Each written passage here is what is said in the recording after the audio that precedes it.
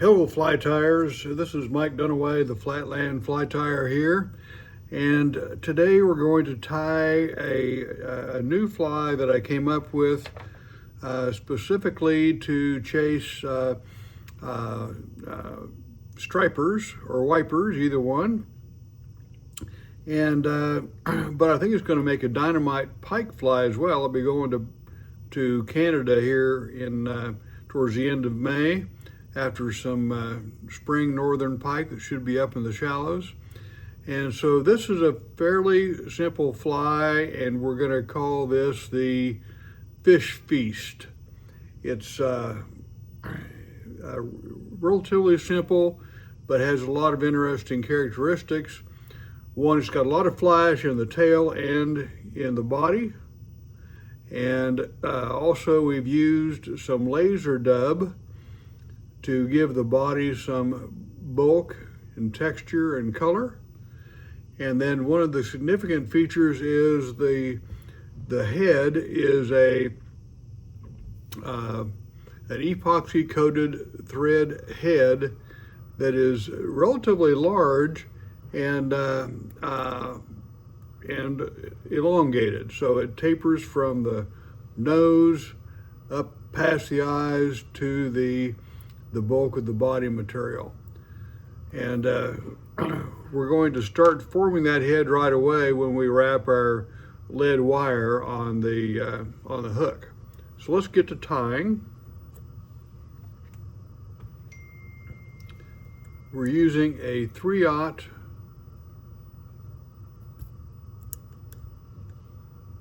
saltwater hook. Not that we'll be fishing in saltwater, but it's just a nice heavy hook. This is one of Jay Stockard's brand hooks. And we'll start out with some .025 lead wire. We'll do about 8 wraps of that stuff.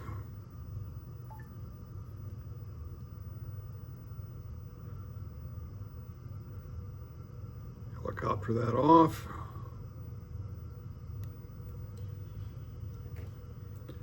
We want to move that up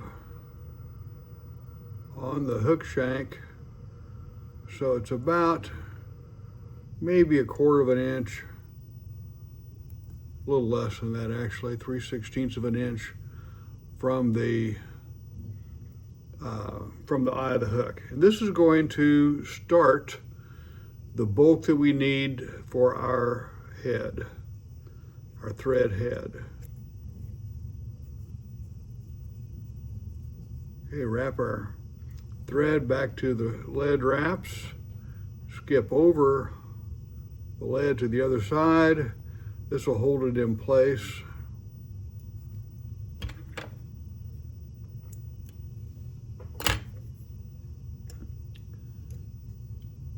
Now we want to, this takes a little bit of time and effort. We've got to build up a thread ramp on each side of the lead so we can smoothly transition our materials up over that ridge left by the lead wire.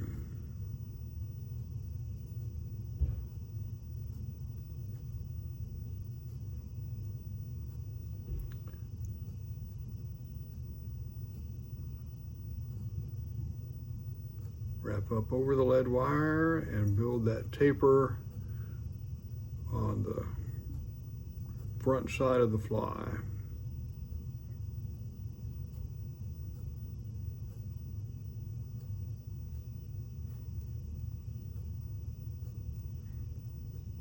Wrap our thread over the lead wire,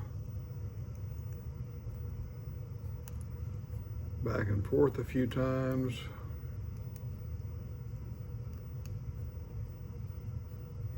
Again, this is a time-consuming process, but it's definitely worthwhile. Okay, now we'll come back to the bend of the hook.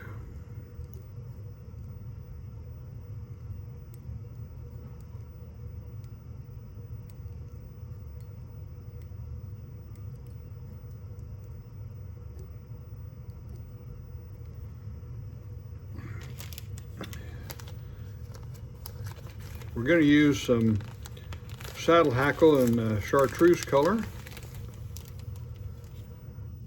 So we'll pick out some saddle hackles that are similar in their size and webbiness.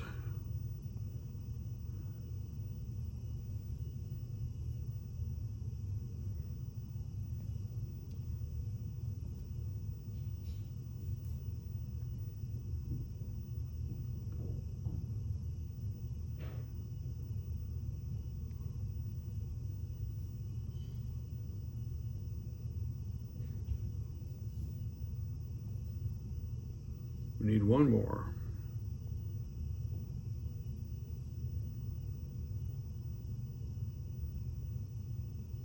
I don't like that one.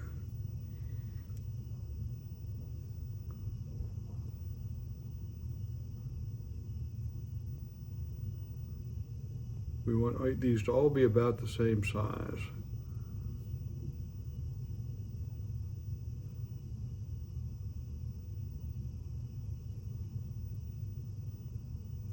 Okay, this one passes the test.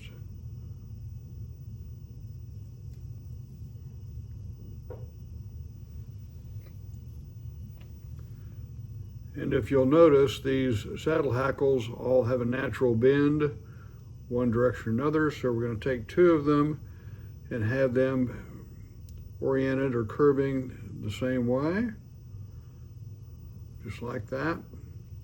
Then we're going to have two more that are curving in the opposite direction. We'll match those up. You want the length to be approximately the same.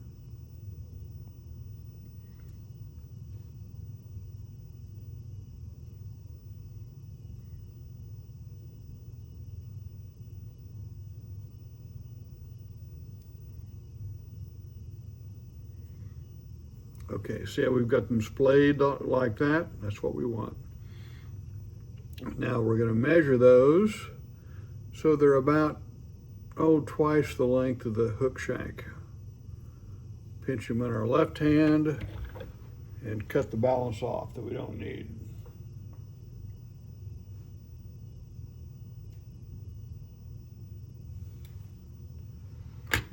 Okay, now we'll set those on top of the hook shank, trying to spread two feathers on each side of the hook. We'll do about 3 loose wraps and inspect. And looks like those are still splayed out the way we want them to.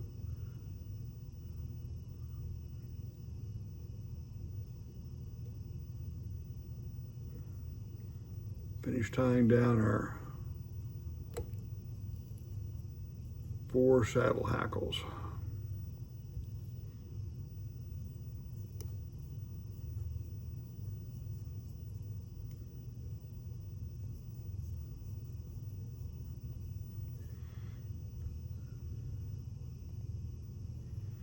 Now for some flash, we're going to use some crystal flash in an orange, a fire orange, and we want about 8 or so strands of crystal flash.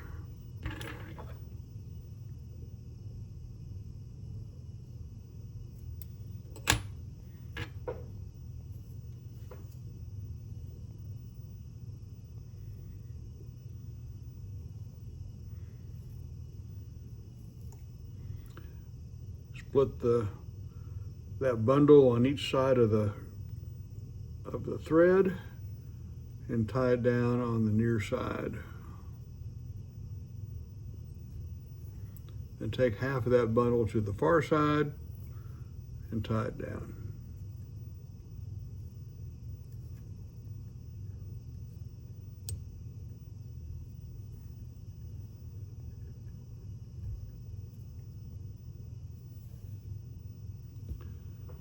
All right. Next material is going to be some bucktail, and we're using some chartreuse bucktail. I'll pick off a fairly generous clump of this stuff. Cut it free. Now we've got some really long fibers that we don't need. We're going to get rid of those.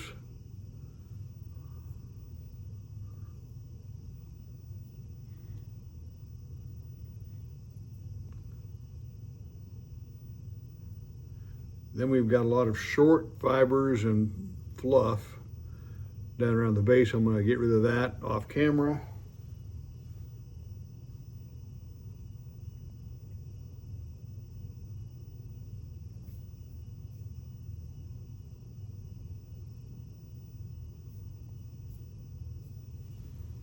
Now we can measure this out, and I want it to be just slightly shorter than the tail.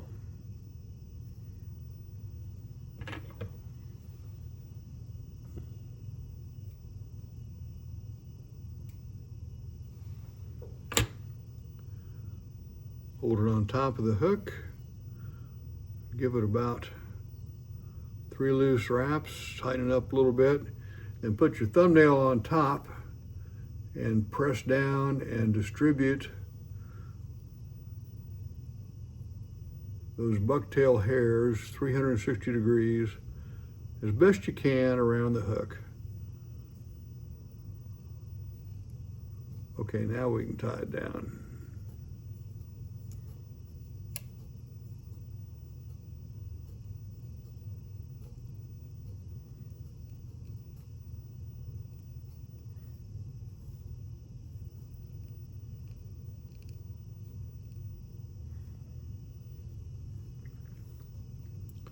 The reason we called this fly the fish feast is because it has some similar characteristics as our dinner bell fly, particularly the use of the Senyo's laser dub. Okay, now we're using a material called polar hollow chenille. It's got fibers about 1 inch long. In this case, I'm using a gold and silver color.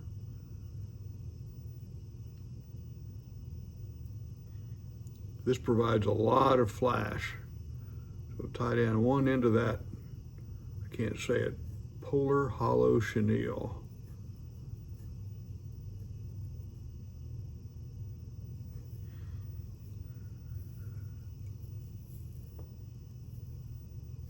We've used this stuff really effectively on some redfish flies, and it really has a wonderful characteristic in the water. Has a lot of flash.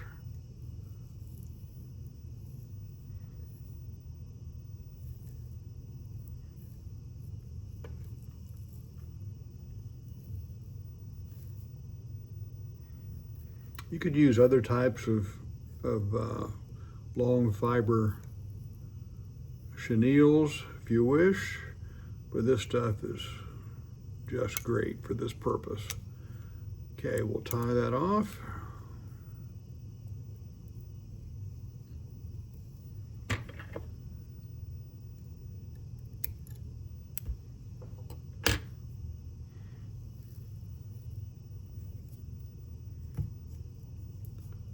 Tie it down, trying to stroke those fibers rearward and get those things to direct towards the back of the fly. It's kind of unruly stuff, so you're not going to capture all those fibers. If you have to, if they get in your way later, just cut them off.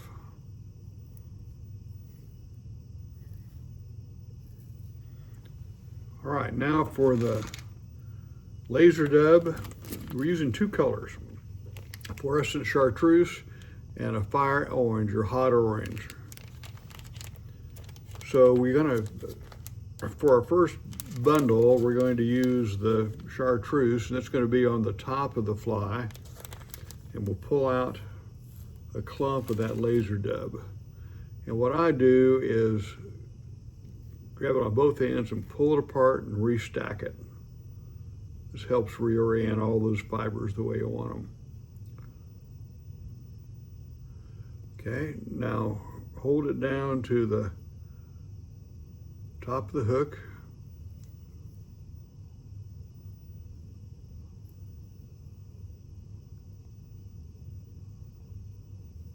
Several wraps. Pull the top part of that clump rearward.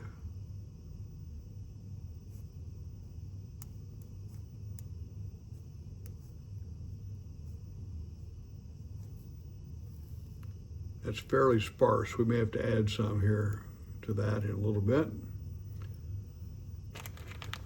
Now for the bottom clump, we're using the hot orange. Got a fairly generous clump here. Again, pull it apart and restack it.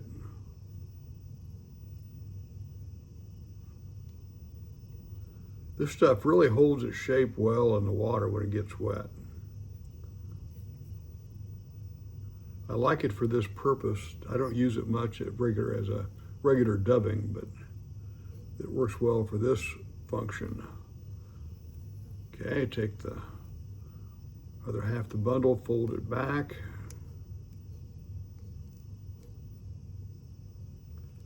And we're wrapping up over that just slightly. That helps direct it rearward.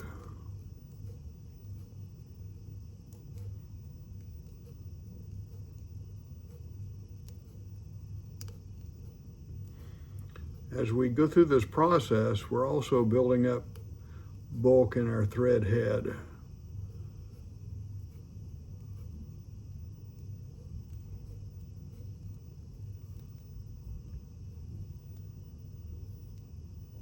Okay, now we're going to add some more of the laser dub on the side of the fly, more of the chartreuse. Same process. Pull it apart, restack it. And I'm just placing this right along the side of the fly. So we get 360 degrees coverage of the laser dub.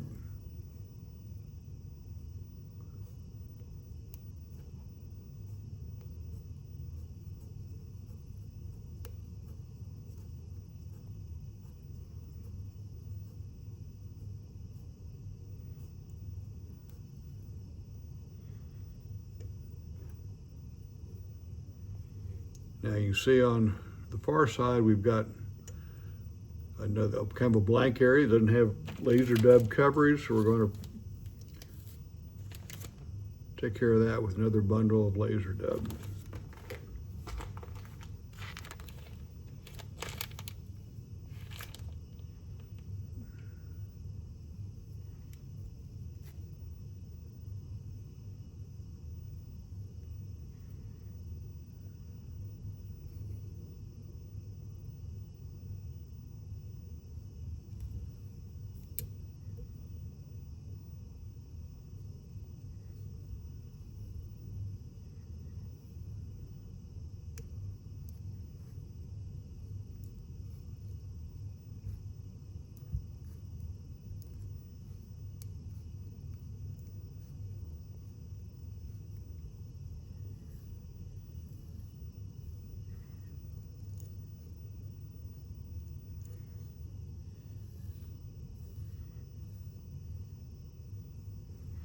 I think we're going to add just a little bit more on top, not a lot.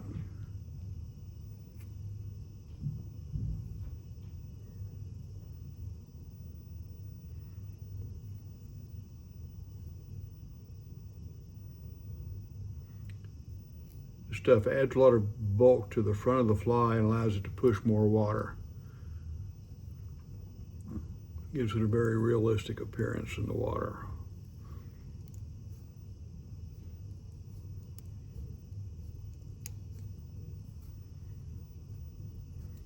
Okay, now we can finish shaping our torpedo shaped head.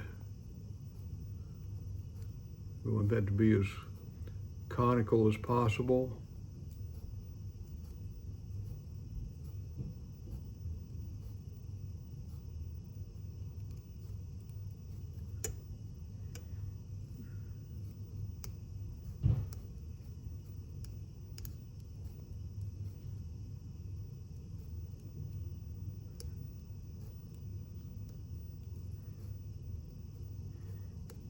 the thread manufacturers are going to love this fly because it uses a lot of their product.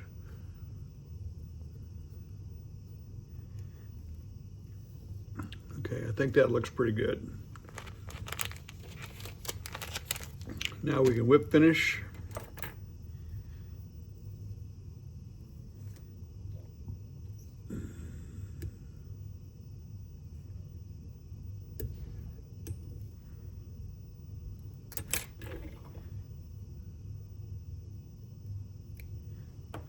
And glue on some eyes. I'm using some eyes that are about maybe 5 millimeter. I didn't measure those, I'm just guessing. And some super glue gel. And the secret is to just use the tiniest drop of this stuff, because if you get too much, then as you try to hold the eye in place, there's a good chance you're going to glue your fingers to the eye or to the head. So we're going to take just a tiny little droplet. That's almost too much.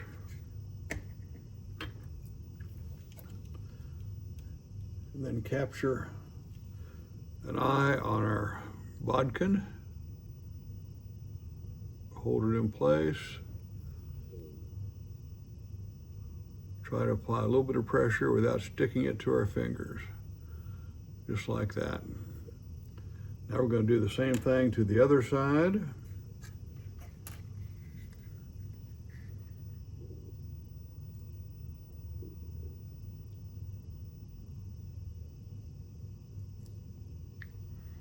That's better. Tiny drop.